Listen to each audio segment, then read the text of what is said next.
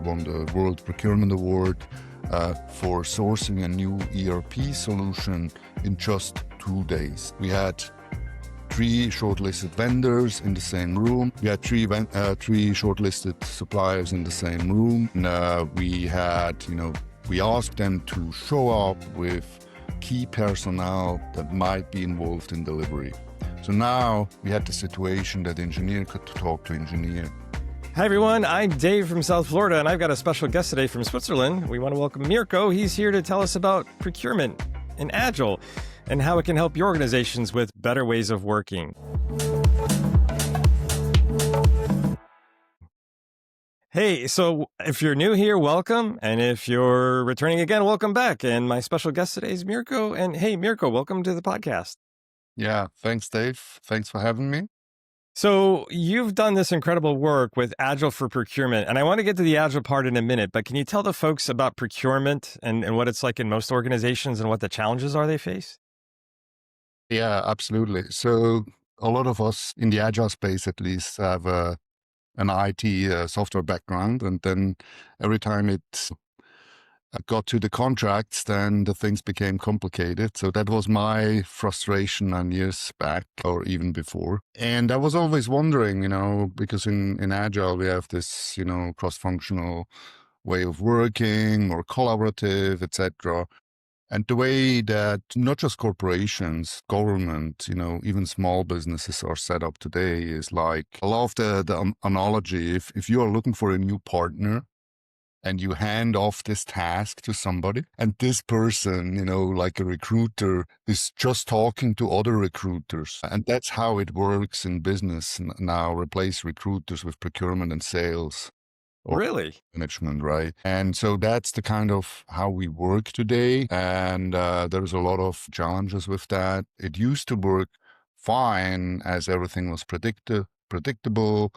We could specify it. Then you could delegate those tasks and just find the best, priced whatsoever. But in nowadays, things are, we're in a VUCA world. Things are much faster, are changing almost on a daily basis. Supply chains get broken, so forth. To make a long story short, even the procurement subject, we don't have the certainty about it anymore. And so we need to treat it then like we don't know what we don't know. And the current setup, this transactional nature, doesn't work like this. So it was not designed for unknowns, for complex sourcing cases and such. And so we don't blame, the current procurement profession. It's they just need an upgrade. They need an extension. They need different tools into their toolbox. And that was our starting point. This is great. So then from an Agile perspective, right? Like you're saying, these were the challenges in procurement and they needed an upgrade. So what were the elements of Agile that you saw would make a real difference in procurement, and how did it make that impact in procurement?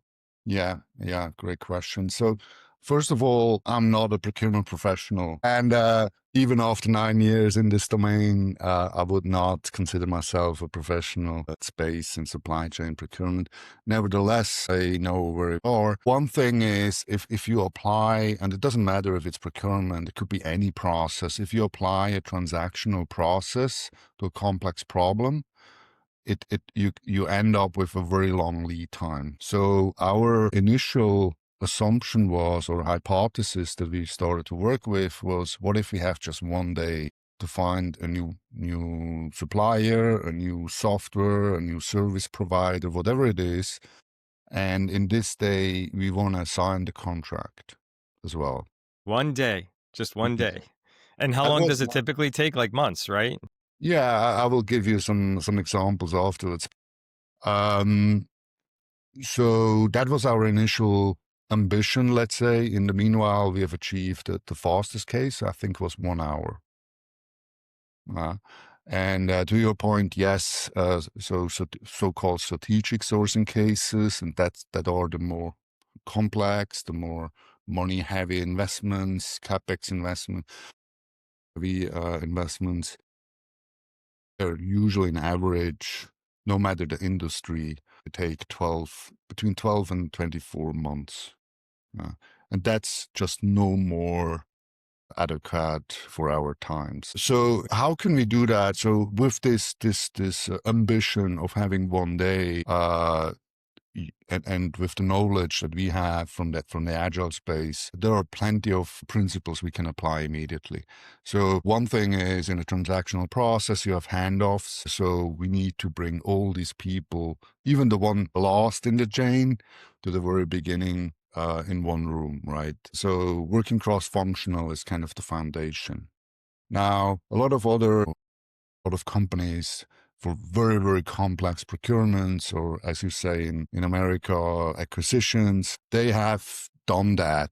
They call it projects or procurement projects then. And it's often those kind of projects where all the middle managers are, because they get the spotlight in something Hmm. where they can grow their career and so on. So what we are doing is we don't want to do that. So if we talk cross-functional, we take it serious. So who is the business owner, like the product owner in Scrum? Hmm. He or she will lead that team. He owns the business case. He owns the partner relationship. And there, you can't delegate that. Second, we want to have key personnel, talking cross-functional, first from the buyer side in this team along these processes. So if you're looking for a new HR software, then obviously there is an HR representative. If it's software, that there must be somebody from IT, there might be somebody from operations, security, you name it. And of course, also somebody from procurement is part of that team. Why is that important? The reason is ownership. So now we empower the teams, the agile team, could be an existing team, by the way. We empower those teams to source for themselves. It's a big difference than you have to work with Jira. Who decided on that? I hate it. And maybe it's a good thing, maybe not, but I just hate it because I was not involved, right? So that's very Right. the situation where we are in. Same thing with, those the collaboration, how it's set up.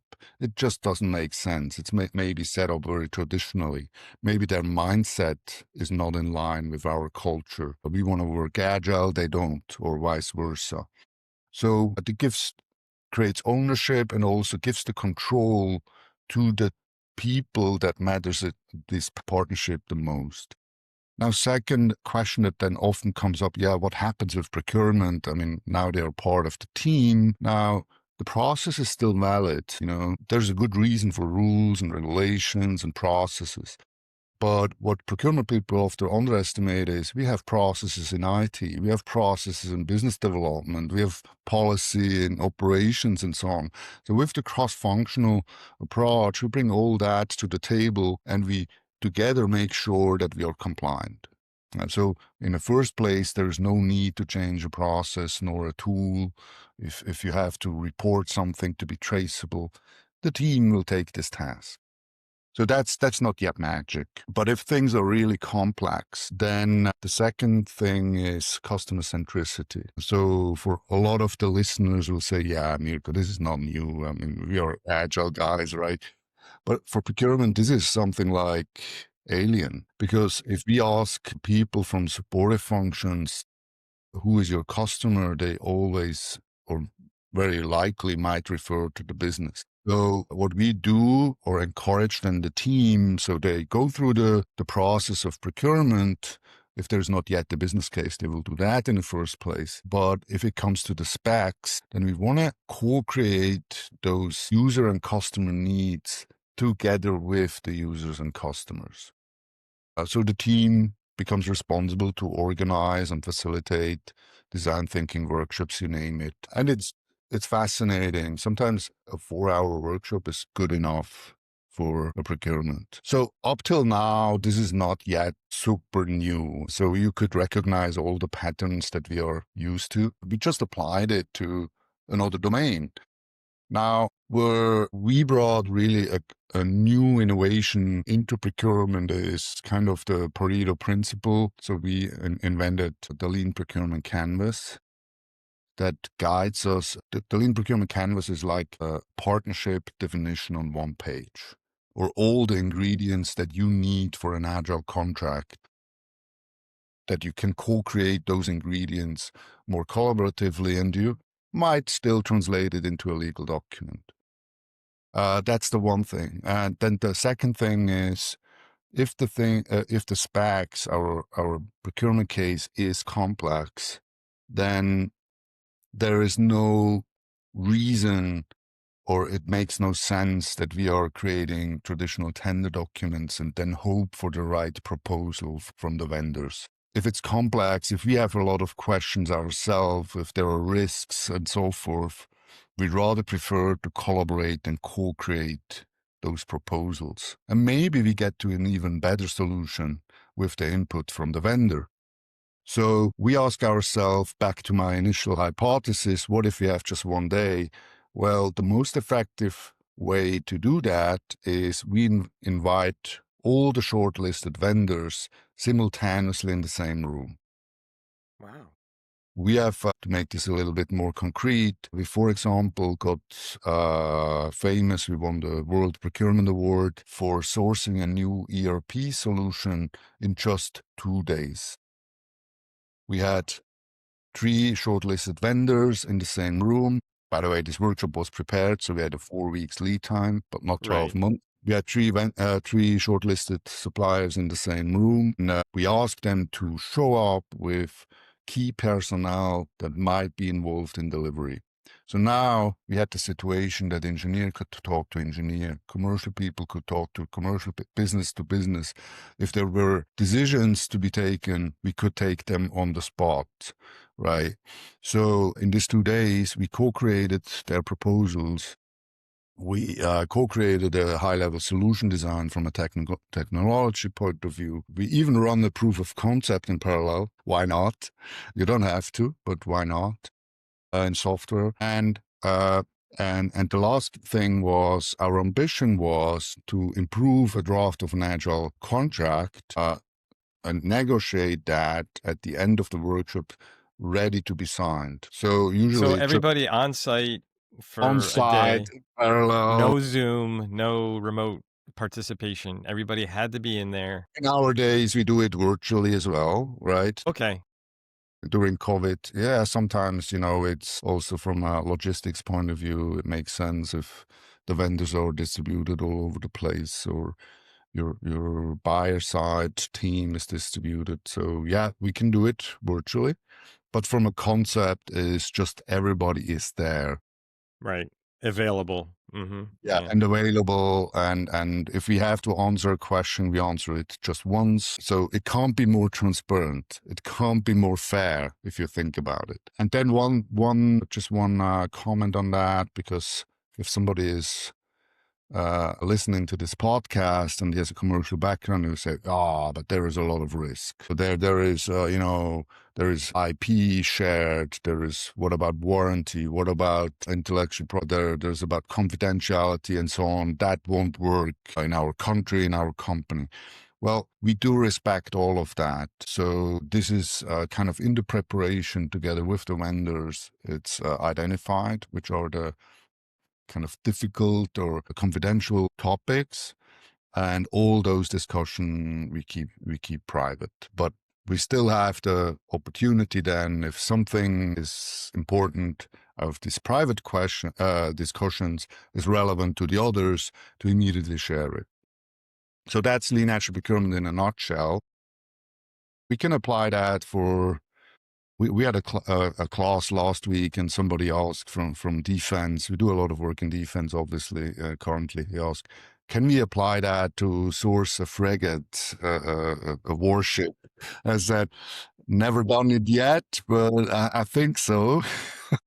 Why not? Right? That might be something to scale. We Right.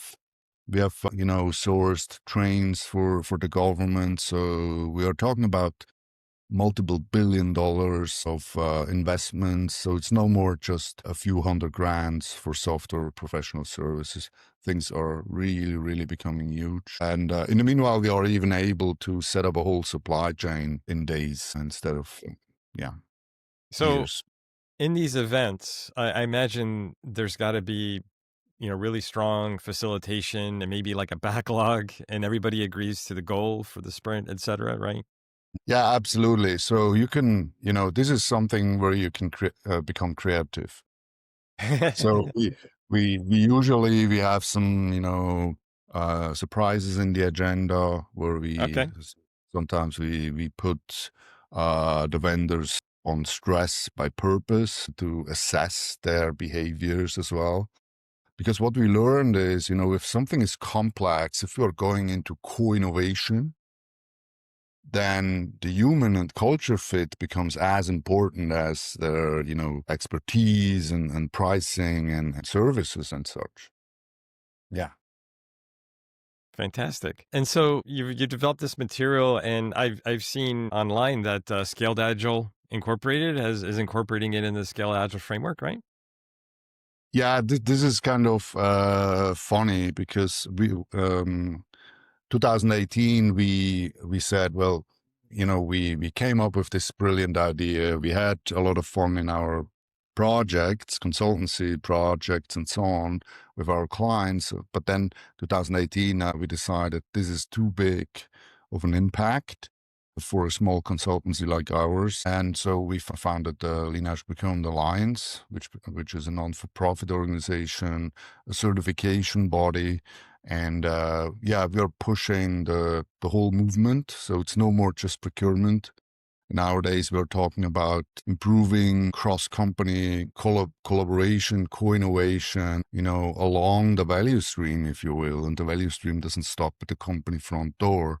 And there is a lot going on, not just because of the trade, not the trade, what's the tariffs, but there are other, stuff that comes in mind. So that there is a lot to do, and what we have basically done is we lifted the whole agile movement to the next level, which is scaling agile across companies. And Our it's not just first for touch. software development. Yeah, you've taken it to the other areas. Yeah.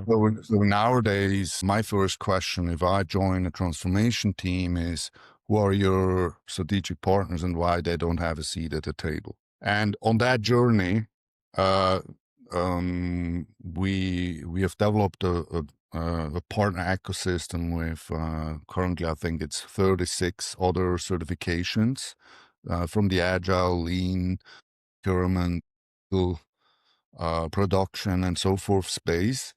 And we are very proud on the partnership with SAFE, not because of SAFE as a framework, it's because SAFE has the biggest distribution in corporations, in the government, etc.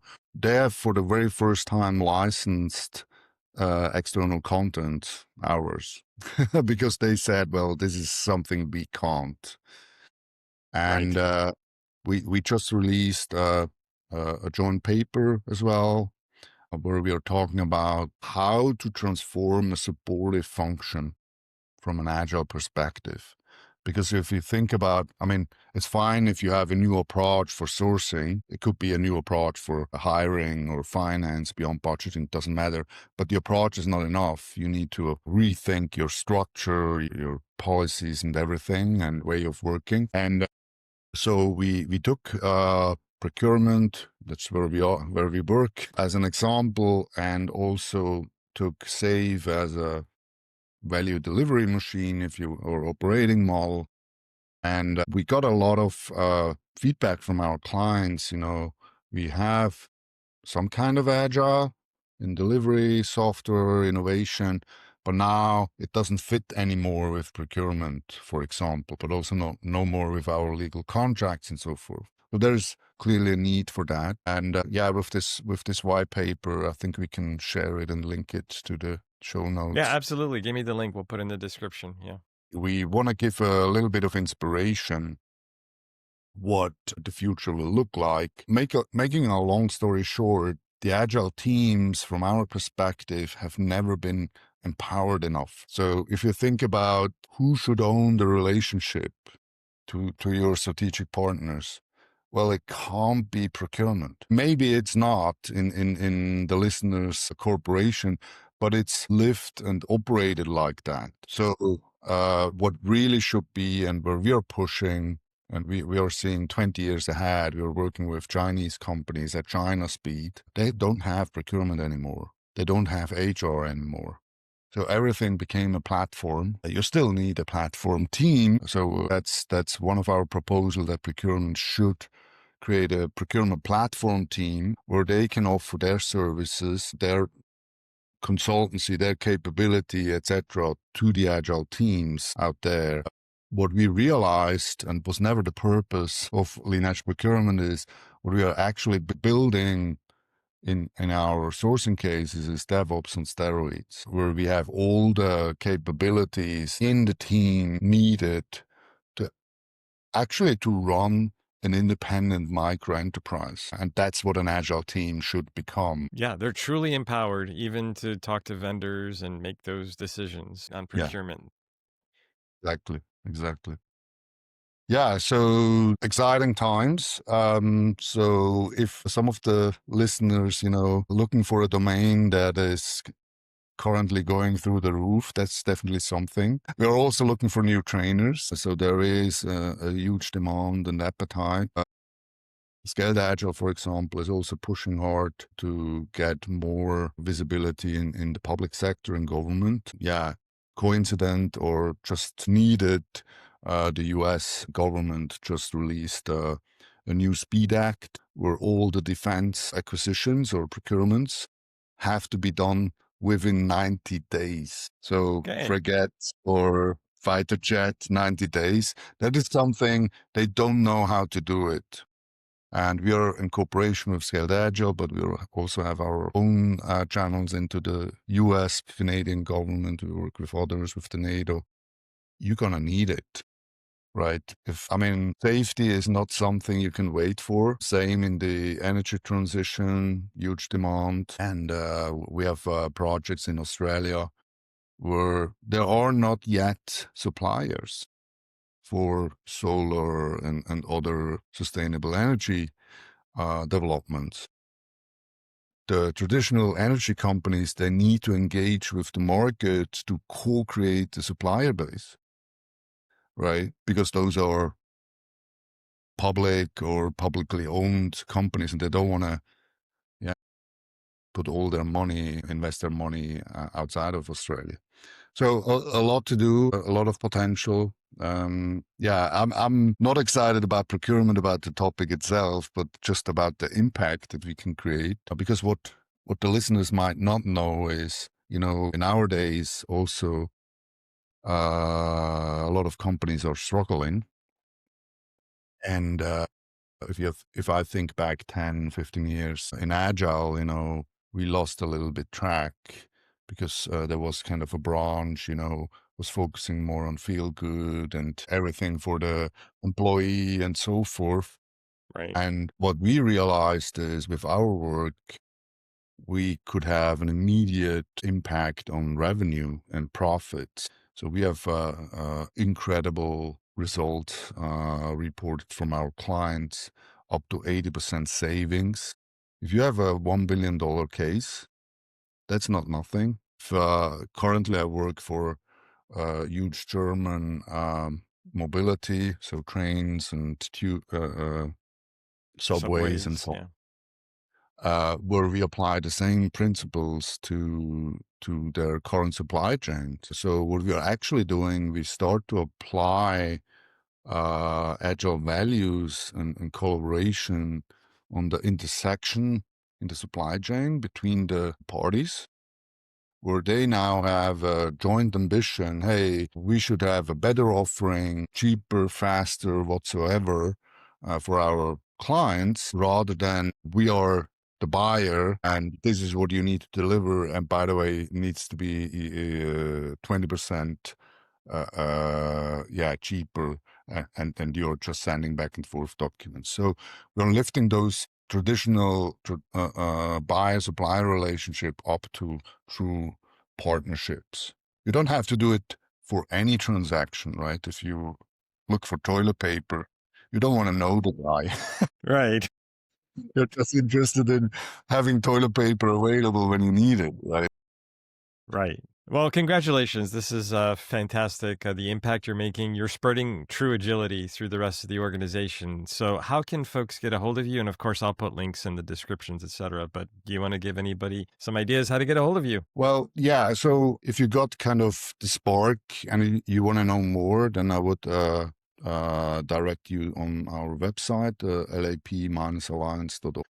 We have tons of use cases, YouTube videos, and so forth, where you can learn about our cases. If you want to know more or you think your procurement should know about it, I'm happy to also do some inspiring talks, internal webinars or such. We also have a certification, so there is a path to learn about Lean Agile Procurement, Agile Contracts, the big room that I mentioned.